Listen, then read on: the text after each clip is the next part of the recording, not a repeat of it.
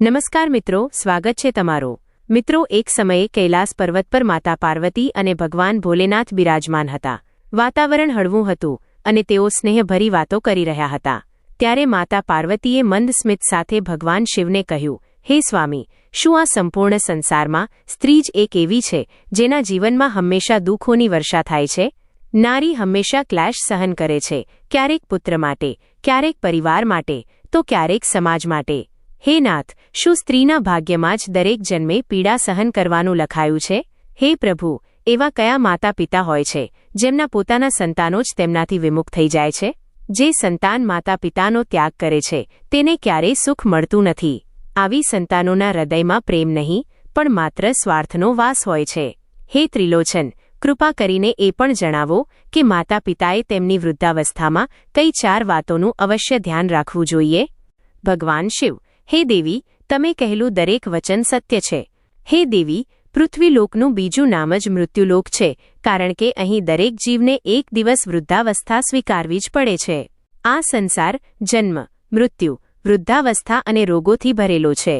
ધનવાન હોય કે ગરીબ, બુદ્ધિમાન હોય કે અજ્ઞાની, બળવાન હોય કે નિર્બળ, વૃદ્ધાવસ્થા કોઈના પર દયા કરતી નથી અને આ જ જીવનનું કઠોર સત્ય છે।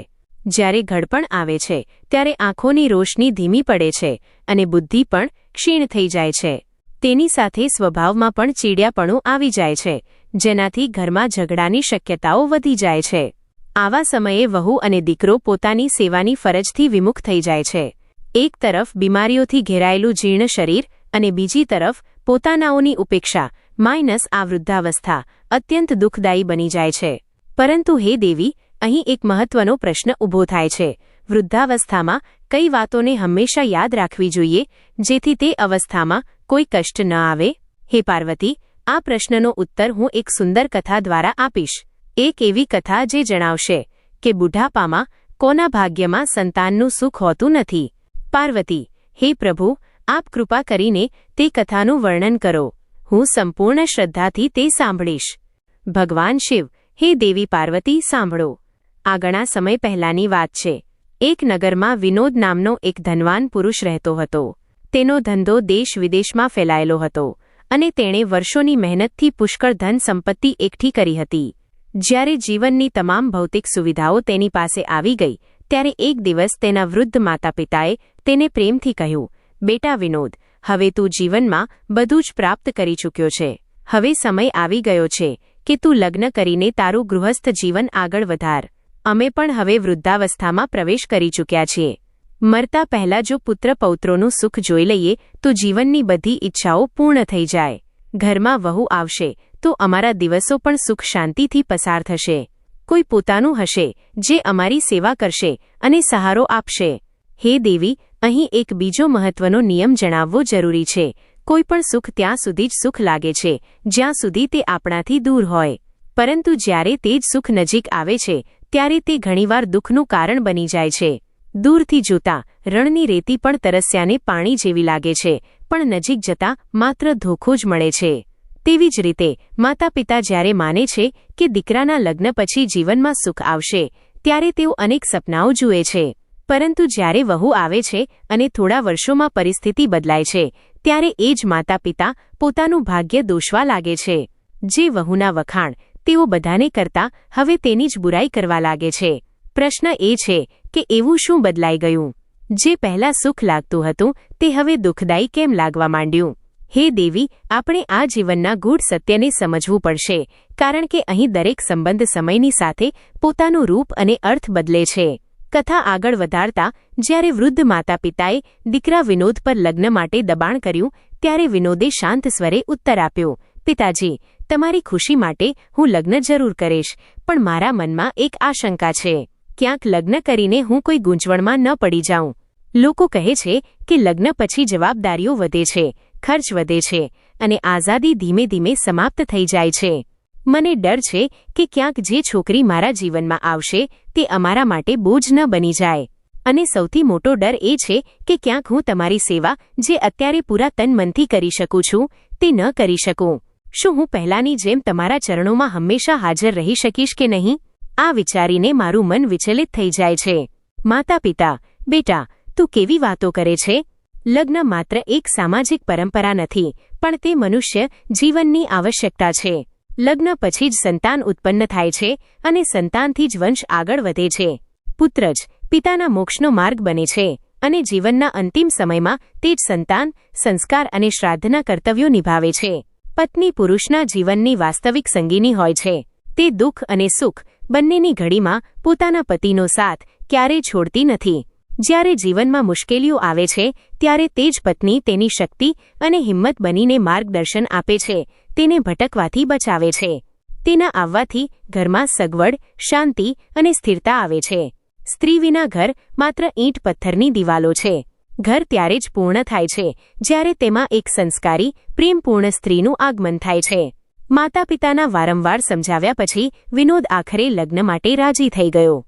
તેમણે તેના માટે એક સુંદર અને સંસ્કારી કન્યા જોઈ અને તેના લગ્ન કરાવી દીધા. સુંદર અને ગુણવાન પત્ની મેળવીને વિનોદ અને તેના માતા પિતા ખૂબ ખુશ હતા. તેઓ બધા ખુશીથી સાથે જીવન જીવવા લાગ્યા. વિનોદની પત્ની પોતાના પતિની સાથે સાથે સાસુ સસરાનું પણ ખૂબ ધ્યાન રાખતી હતી. તે સમયસર ભોજન અને પાણી આપતી, તેમને કોઈ તકલીફ ન થવા દેતી. ધીમે ધીમે સમય પસાર થતો ગયો. વિનોદના માતા પિતા વધુ વૃદ્ધ થતા ગયા. તેમનું શરીર નબળું પડવા લાગ્યું. વૃદ્ધાવસ્થાને કારણે તેમના સ્વભાવમાં ચીડિયાપણું આવવા લાગ્યું. તેઓ દિવસભર જુદી જુદી વાતો કરતા રહેતા.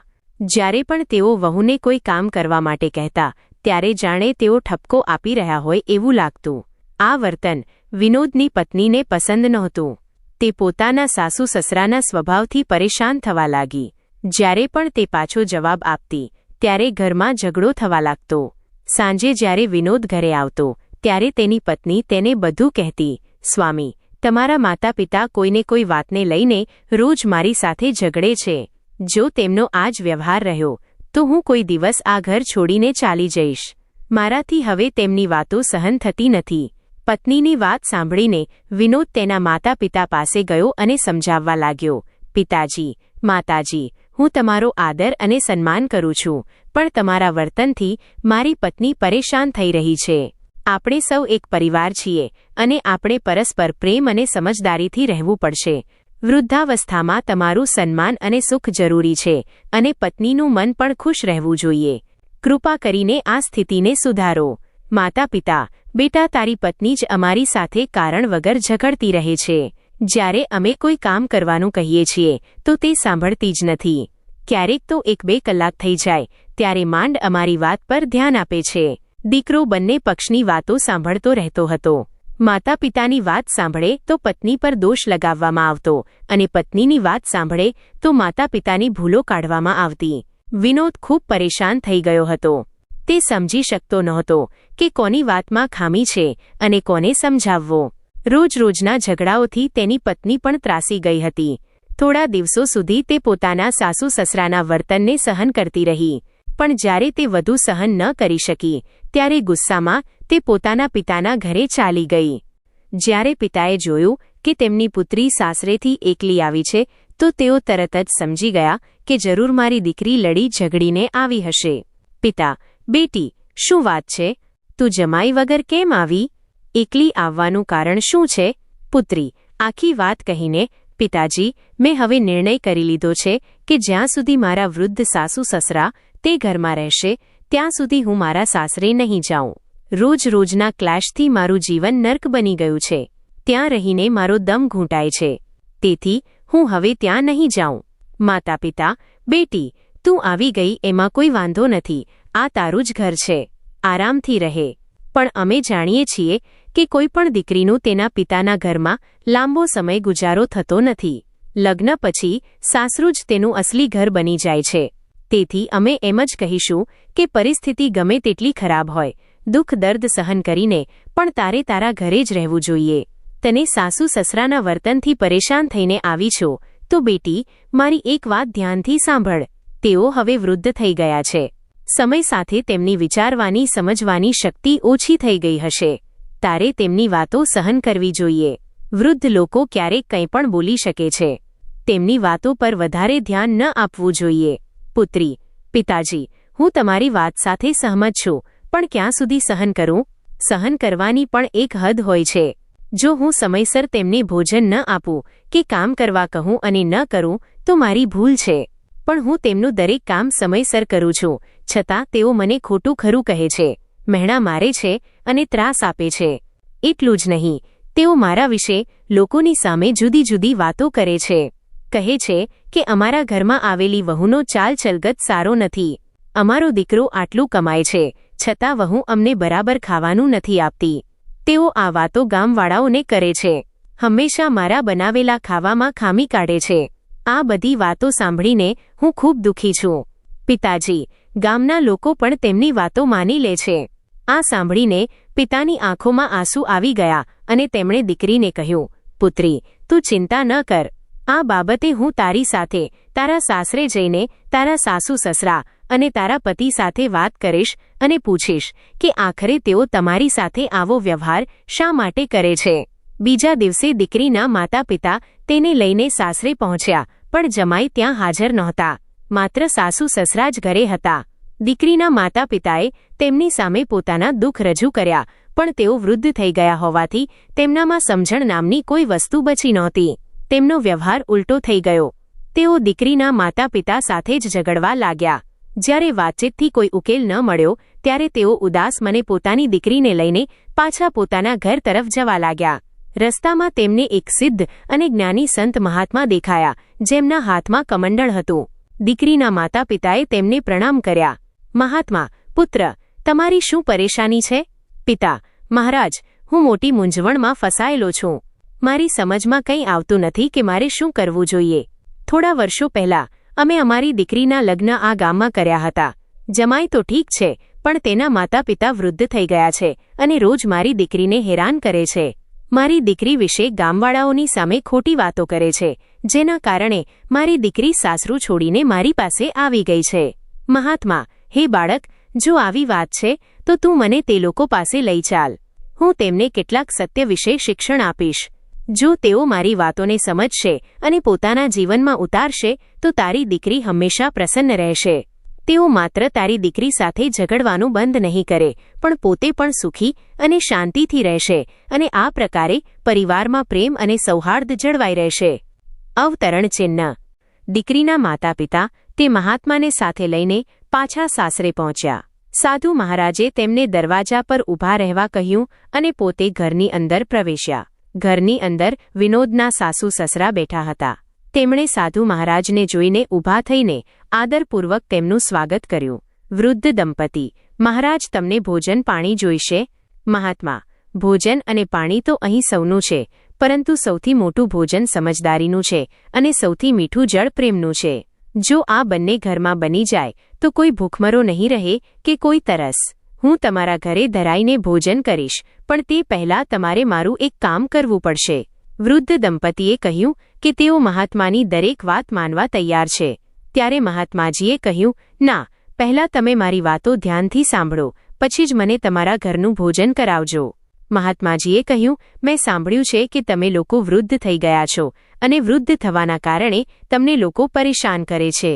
ઘરમાં તમારી વહુ પણ તમને ખૂબ હેરાન કરે છે. વૃદ્ધ દંપતીએ આ વાત સ્વીકારી અને કહ્યું, હે ગુરુદેવ, તમે સાચું સાંભળ્યું છે. અમારી વહુ અમારી કદર કરતી નથી. તે હંમેશા અમને હેરાન કરતી રહે છે.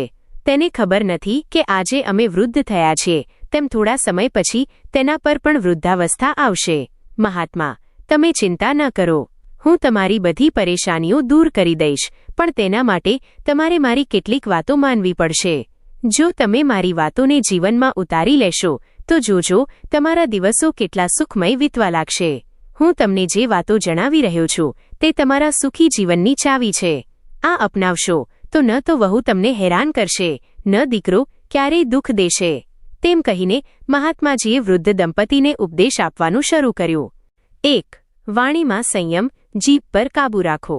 તમારે હંમેશા આ વાત યાદ રાખવી જોઈએ કે જ્યારે પણ બોલો ત્યારે તમારી વાણી પર સંયમ રાખો. વાણીમાં એટલી શક્તિ હોય છે કે તમે તેનાથી કોઈનું દિલ પણ જીતી શકો છો અને કોઈને ઊંડાણપૂર્વક દુઃખી પણ કરી શકો છો. જ્યારે પણ બોલો વિચારીને બોલો. તમારી વાણીમાં મધુરતા રાખો.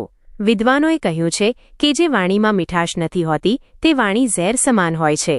જો તમને લાગે કે તમારી વાણીથી કોઈને દુઃખ પહોંચી શકે છે તો ચૂપ રહેવું બહેતર છે. મૌન પણ એક મહાન વ્રત છે. હું જાણું છું કે જ્યારે મનુષ્ય વૃદ્ધ થઈ જાય છે ત્યારે શરીરમાં જાતજાતની પરેશાનીઓ અને ચીડિયાપણું આવી જાય છે. તે સમયે વ્યક્તિને એવો ભ્રમ હોય છે કે તે સાચું બોલી રહ્યો છે, પરંતુ તેની વાતોથી બીજાને દુઃખ પહોંચે છે. તેથી હું એટલું જ કહીશ કે જ્યારે પણ બોલો, વિચારીને બોલો. વૃદ્ધોએ વિનમ્ર ભાવે કહ્યું, હે મહારાજ, ઠીક છે, આજથી અમે તમારી આ વાતનું પાલન કરીશું. 2. સમય અને પરિસ્થિતિની સમજ. બીજી વાત, આપણને જ્યારે પણ કોઈ વસ્તુની જરૂર હોય ત્યારે તેને માંગવાનો યોગ્ય સમય સમજવો જોઈએ. સમય અને પરિસ્થિતિની સમજ ખૂબ જ જરૂરી છે. માની લો કે તમને ભૂખ લાગી છે અને તે જ સમયે તમારી વહુ રસોઈ બનાવી રહી છે. જો તમે તે જ સમયે ભોજનની માંગણી કરશો તો તે તમને ક્યાંથી આપી શકશે? કારણ કે તે સમયે તો ભોજન બન્યું જ નથી. બુઢાપા અને જુવાનીમાં અંતર હોય છે. જુવાનીમાં આપણે સમર્થ હોઈએ છીએ, પણ વૃદ્ધાવસ્થામાં આપણે બીજાના સહારે થઈ જઈએ છીએ.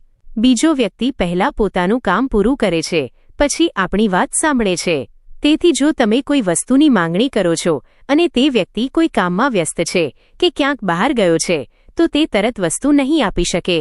તેથી એ જરૂરી છે કે તમે સમય અને પરિસ્થિતિની સમજ રાખો. આ વિચાર કરો કે તમે જે વસ્તુ માંગી રહ્યા છો તે વસ્તુ માંગવાનો આ યોગ્ય સમય છે કે નહીં.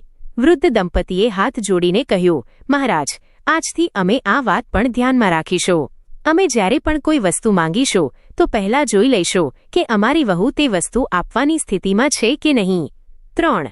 ભોજનમાં ખામી ન કાઢવી. હવે હું તમને મારી ત્રીજી વાત કહું છું.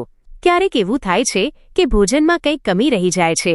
ભોજન તમારા મન મુજબ બની શકતું નથી, તો તેવા સમયે ભોજન બગડી જવાથી ઝઘડો ન કરવો જોઈએ. ઘરના કામકાજમાં તેનું ધ્યાન ક્યાંક બીજે જતું રહ્યું હોય. તેવામાં મીઠું ઓછું કે વધારે પડી શકે છે અથવા રોટલીઓ બળી પણ શકે છે. જો તમે ભોજન ચાખતા જ મોં બનાવશો અને કહેવા લાગશો કે આમાં તો સ્વાદ જ નથી, તો જરા વિચારો કે તમારા આ શબ્દો તમારી વહુને કેટલા ખરાબ લાગશે. તે તેને અપમાનની જેમ લેશે અને તેની ભાવનાઓને ઊંડો આઘાત લાગશે. ભૂલો તો બધાથી થાય છે. જો ક્યારે ભોજન બગડી પણ જાય તો સૌથી સારું એ છે કે તમે ચૂપચાપ ખાઈ લો અને પછી વહુને પ્રેમપૂર્વક કહો કે બેટી, આજે ભોજનમાં થોડી કમી રહી ગઈ છે, આગલી વખતે આ વાતનું ધ્યાન રાખજે. જો તમે પ્રેમથી કહેશો તો તે વાતને સમજશે અને દુઃખી નહીં થાય. વૃદ્ધ દંપતીએ કહ્યું, સાધુ મહારાજ, અમે તમારી ત્રીજી વાત પણ સમજી ચૂક્યા છીએ. આગળથી અમે આ વાતનું પણ ધ્યાન રાખીશું. 4. ઘરની સમસ્યાઓ બહાર ન કહેવી. હવે હું તમને ચોથી વાત કહું છું. આપણે ક્યારેય પણ પોતાના ઘર પરિવારની સમસ્યાઓ બીજાને ન કહેવી જોઈએ. માની લો કે તમારા પરિવારમાં આર્થિક તંગી છે કે ક્યારેક ઝઘડો થઈ જાય છે. જો આ બધી વાતો તમે બહારવાળાઓને જઈને કહેવા લાગો છો તો આ બહુ મોટી ભૂલ છે, કારણ કે બહારના લોકો ભલે ઉપરથી સહાનુભૂતિ બતાવે, પરંતુ તમારા ગયા પછી તે જ લોકો તમારી વાતોની મજાક ઉડાવે છે અને આ વાતોને 4 ગણી વધારીને તમારા જ દીકરા વહુ સુધી પહોંચાડે છે. પછી શું થાય છે? તમારું પોતાનું જ ઘર વધુ કલહનું કેન્દ્ર બની જાય છે. જો ઘરમાં ઝઘડો છે, પરેશાની છે, તો તેને પોતાના ઘરની અંદર જ બેસીને ઉકેલો. જ્યારે બહારવાળાઓને તમારા ઘરની કલહની ખબર પડે છે તો તેઓ તે નબળાઈનો ફાયદો ઉઠાવે છે. તેથી હંમેશા યાદ રાખો કે પોતાના ઘરની વાતો બહારવાળાઓને જણાવવી ક્યારેય યોગ્ય નથી.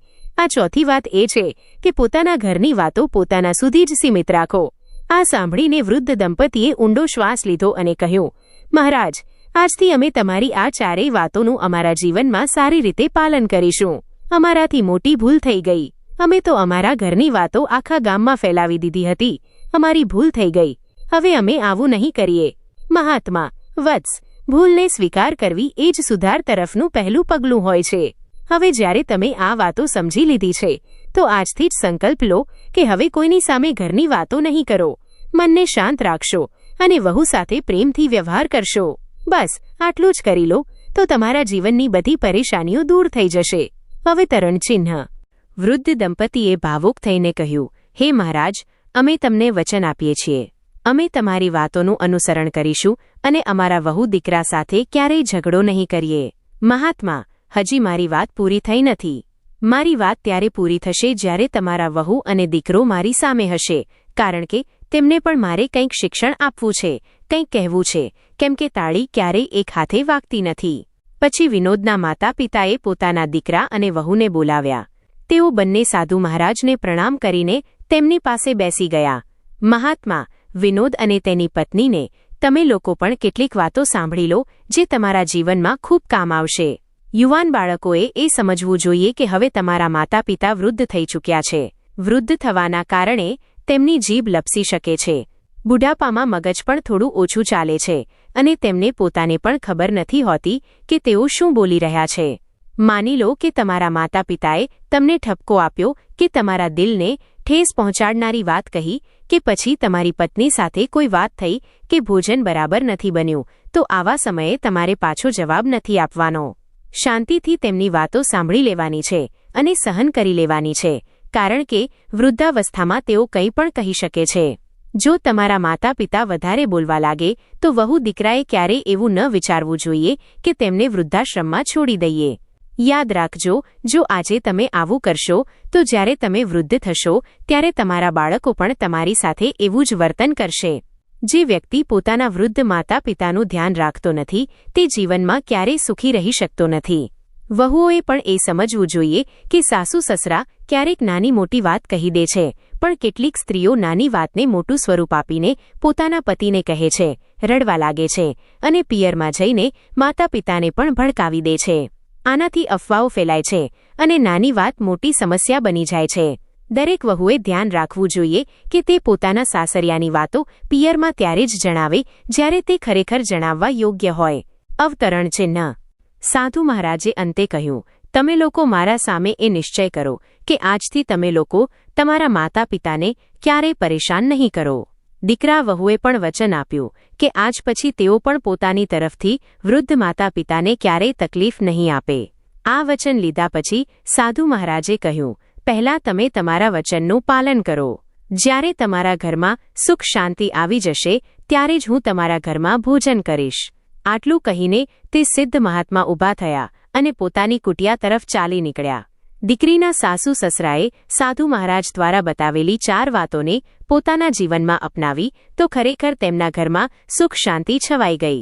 જે વહુનો ચહેરો જોતા જ તેમને ચીડ આવતી હતી, હવે તે જ વહુ તેમને સંસ્કારી અને ગુણવાન વહુના રૂપમાં નજર આવવા લાગી. વહુનું વર્તન પણ સંપૂર્ણપણે બદલાઈ ગયું હતું. તે હવે પોતાના સાસુ સસરાનું એ રીતે ધ્યાન રાખવા લાગી જાણે તેઓ તેના સગા માતા પિતા હોય. ધીમે ધીમે ઘરમાં શાંતિ રહેવા લાગી તો વહુ પણ પ્રસન્ન રહેવા લાગી. જ્યાં પહેલા તે તણાવમાં રહેતી હતી ત્યાં હવે તેના ચહેરા પર એક અલગ જ આત્મિક શાંતિ અને શ્રદ્ધા દેખાવા લાગી. એક દિવસ વહુના પિતા જ્યારે સાસરે પહોંચ્યા તો તેમણે જોયું કે તેમની દીકરી પોતાના સાસુ સસરાનું ખૂબ સારી રીતે ધ્યાન રાખી રહી છે. સાસુ સસરા પણ તેની દીકરી સાથે માતા પિતા જેવો વ્યવહાર કરી રહ્યા છે. આ જોઈને તેમને અત્યંત આનંદ થયો. કોઈ પણ પિતા નથી ઈચ્છતો કે તેની દીકરીનું ઘર બરબાદ થાય. થોડા દિવસો પછી તે જ સાધુ મહાત્મા ફરીથી તે રસ્તા પરથી પસાર થયા. વહુ અને દીકરાએ તેમને જોયા તો તરત જ તેમને આદરપૂર્વક ઘરની અંદર બોલાવ્યા. ઘરમાં જે સુખ અને શાંતિ તેમણે જોઈ તેને જોઈને તે દિવસે મહાત્માજીનું હૃદય આનંદિત થઈ ગયું. તેમણે પ્રેમપૂર્વક ત્યાં બેસીને ભોજન કર્યું અને પછી ઘરના બધા લોકોને આશીર્વાદ આપીને ત્યાંથી વિદાય લીધી. ભગવાન શિવ માતા પાર્વતીને, હે દેવી પાર્વતી, આ પ્રકારે એક પરિવારમાં એકબીજાને સમજીને ચાલવાથી જ પરિવાર આગળ વધે છે. એટલા માટે જ મેં તમને આ વાર્તા સાથે જ્ઞાનની 4 વાતો પણ શીખવી છે. આશા છે મિત્રો તમને આ પૌરાણિક કથામાંથી જીવનની અમૂલ્ય શિક્ષા મળી હશે. જો તમને આ વાર્તા અને તેમાં આપેલા ઉપદેશો સારા લાગ્યા હોય તો કૃપા કરીને આ વિડીયોને લાઇક કરો. સાથે જ આવા વધુ જ્ઞાનવર્ધક વિડીયો જોવા માટે અમારી ચેનલને સબસ્ક્રાઇબ કરવાનું ભૂલશો નહીં અને આ વિડીયોને તમારા પરિવાર તથા મિત્રો સાથે શેર જરૂર કરજો.